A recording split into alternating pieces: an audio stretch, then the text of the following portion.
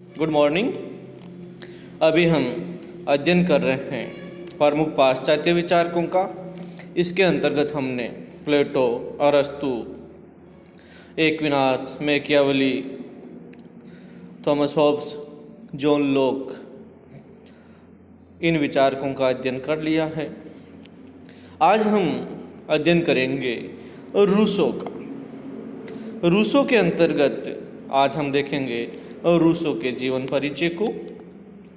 तो शुरुआत करते हैं हम रूसो का जीवन परिचय। जीन जैकस रूसो का जन्म 28 जून 1712 ईस्वी को स्विट्जरलैंड के जेनेवा नामक नगर में हुआ था। उसके पिता एक फ्रांसीसी गढ़ीसाज थे। जन्म के तुरंत बाद रूसो की माता का देहांत हो गया। उसकी देखभाल उसकी चाची ने की, जो लापरवाह थी। उसके पिता और भी लापरवाह थे। वे व्यर्थ के उपन्यास पढ़ते थे। रूसो को इन उपन्यासों से कल्पना, संवेदना एवं बचपन में ही अधकचरी प्रौढ़ता मिली। इस तरह से रूसो ने स्वच्छंद जीवन बिताना शुरू कर दिया। निरुद्देश्य इधर उधर भ्रमण करने के दौर में वह स्विट्जरलैंड के प्राकृतिक सौंदर्य से काफ़ी प्रभावित हुआ। इसका अमिट प्रभाव उसके जीवन पर पड़ा। साथ ही स्वच्छंदता के दौर में वह बुरी संगति में आया और कई दुर्गुण उसके व्यक्तित्व में आ गए। चचेरे भाई के साथ कुछ दिनों तक लैटिन सीखने का प्रयत्न किया, पर जो कुछ सीखा वह अव्यवस्थित एवं खंडित ज्ञान था। 12 वर्ष की अवस्था में रूसो घर से भागकर छोटी मोटी नौकरी करने लगा। कुछ दिनों तक एक स्वच्छंद पर आकर्षक महिला मैडम वारेंस के साथ सेवाएं में रहा।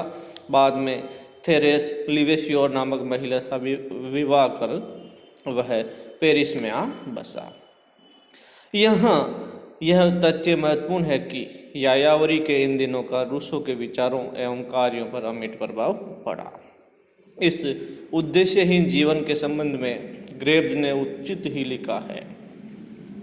जो दिन रूसो ने घुमक्कड़ी, उन्हीं में उसके मस्तिष्क एवं हृदय पर प्रकृति प्रेम की अमिट छाप पड़ी। इन्हीं दिनों निर्धनों और शोषितों के प्रति उसके हृदय में सहानुभूति की लहर पैदा हुई। 18वीं शताब्दी के मध्य में फ्रांस में फैली हुई सामाजिक विषमताओं, नैतिक आडंबरों और व्यर्थ के ऐश्वर्य प्रदर्शनों से रूसो का विश्वास तत्कालीन सामाजिक व्यवस्था से उठ गया। इस बीच उसने मिल्टन, लॉक, होब्स जैसे प्रसिद्ध दार्शनिकों की पुस्तकों का अध्ययन किया। फ्रांस की सामाजिक राजनीतिक स्थिति, रूसो के अपने अनुभव तथा इन विद्वानों की कृतियों के सम्मिलित प्रभाव से रूसो के विचारों में क्रांतिकारी परिवर्तन आया। और रूसो को सर्वप्रथम तब प्रसिद्धि प्राप्त हुई जब उसने डिजोन अकादमी की निबंध प्रतियोगिता में 1750 ईस्वी में भाग लिया। एकेडमी ऑफ डिजोन की एक निबंध प्रतियोगिता हुई।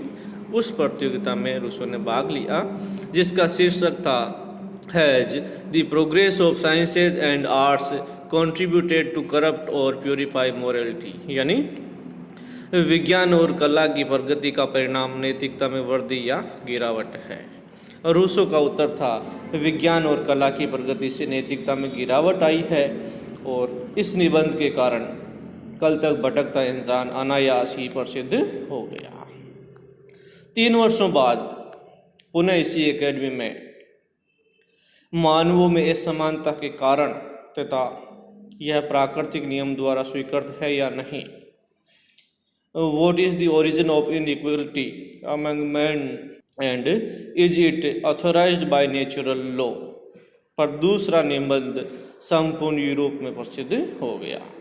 इस उपन्यास से वह एक महान प्रकृतिवादी दार्शनिक के रूप में स्थापित हो गया, जिसने तत्कालीन सामाजिक संस्थाओं का विरोध किया। रूसो अपनी महत्वपूर्ण रचनाओं दी न्यू हेलवाइज, द एमेल तथा द कन्फेशंस के कारण एक महान दार्शनिक के रूप में प्रतिष्ठित हुआ, पर उसके जीवन के अंतिम दिन कष्टों में बीते। वह अपमानित हो इंग्लैंड, जेनेवा तथा फ्रांस में भागता फिरता रहा। अंततः 1778 ईस्वी में फ्रांस में उसकी मृत्यु हुई। 1789 ईस्वी में फ्रांस की क्रांति प्रारंभ हुई। फ्रांस की क्रांति का एक महत्वपूर्ण कारक रूसो के क्रांतिकारी विचार थे। नेपोलियन ने ठीक ही कहा था, रूसो के बिना फ्रांस की क्रांति संभव नहीं थी। रूसो को न केवल एक दार्शनिक के रूप में ही वरन महान क्रांतिकारी के रूप में भी प्रतिष्ठा प्राप्त हुई। तो आज हमने अध्ययन किया रूसो के जीवन परिचय का। उम्मीद है ये वीडियो आपको अच्छा लगा होगा। Thank you very much.